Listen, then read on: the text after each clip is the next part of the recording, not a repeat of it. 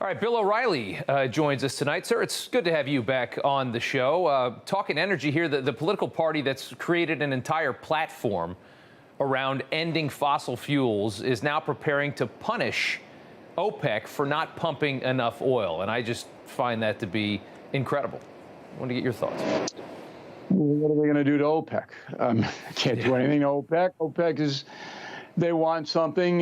Saudi Arabia wants something, and the other countries from the USA, probably money. And if they don't get it, they'll cut their production. If they do get it, then 2 weeks you'll see they ramp up production again. That's what they always do. So right. I don't know how the Biden administration could punish them. What are they going to do? Well, they want to cut the defenses, U.S. defenses of those nations.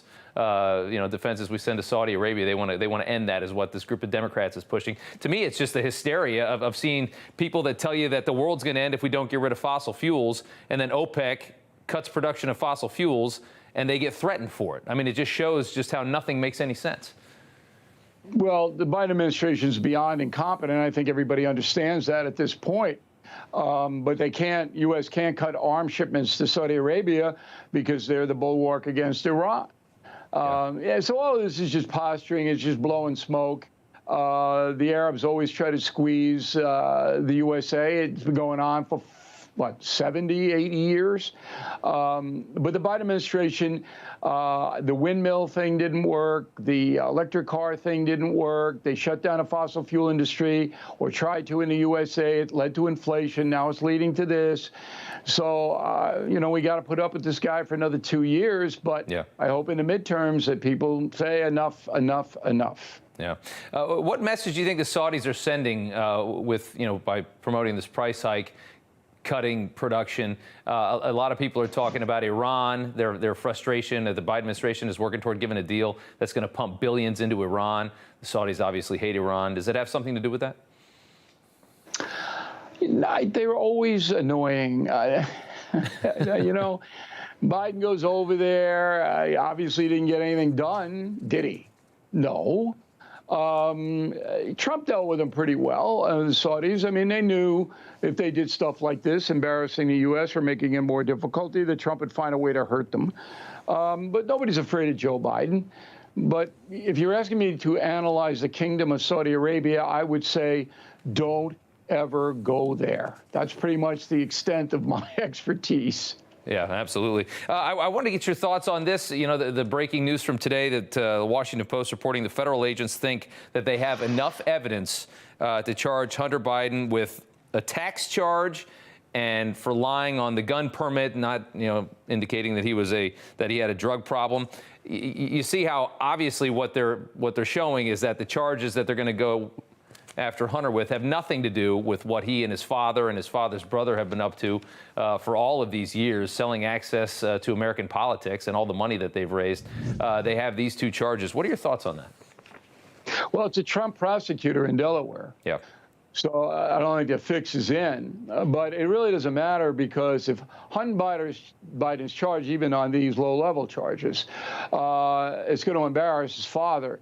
And then when the Republicans win the House, which they should, there'll be all kinds of investigations into Hunter and then Vice President Joe.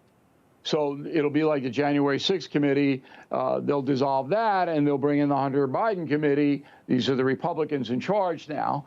And so there'll be that kind of investigation going on. So none of this is good news for Joe Biden. He knows it.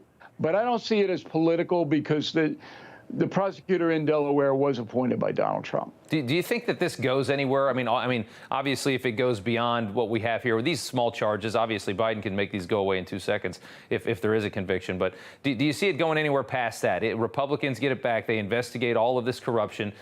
Where do you think that actually goes?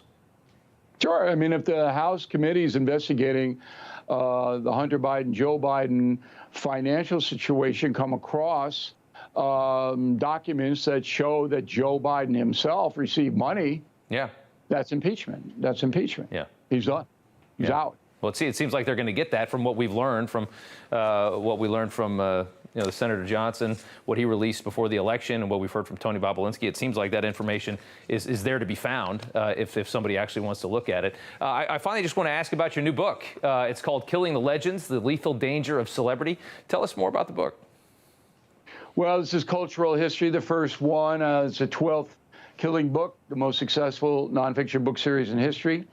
And there are three men who influenced, Rob, the way we live today. Yeah. And people don't know that. Elvis, John Lennon, Muhammad Ali. Just a quick primer, 1950s, post-World War II, conformist society across the board. Everybody looked the same, sounded the same, very little dissent, no protest. Right. Elvis Presley goes on the Ed Sullivan Show, sings Hound Dog, blows up the culture. A teenager from Mississippi blows up the entire American culture and ushers in rock and roll rebellion. It's an amazing historical story. And then the other thing that these three men have in common is that their celebrity crushed them and led to their demise. They could not handle their fame and fortune, as most famous people cannot. Sounds like another great book. Bill O'Reilly, sir, thank you so much for taking the time. We do appreciate it. Okay, Rob.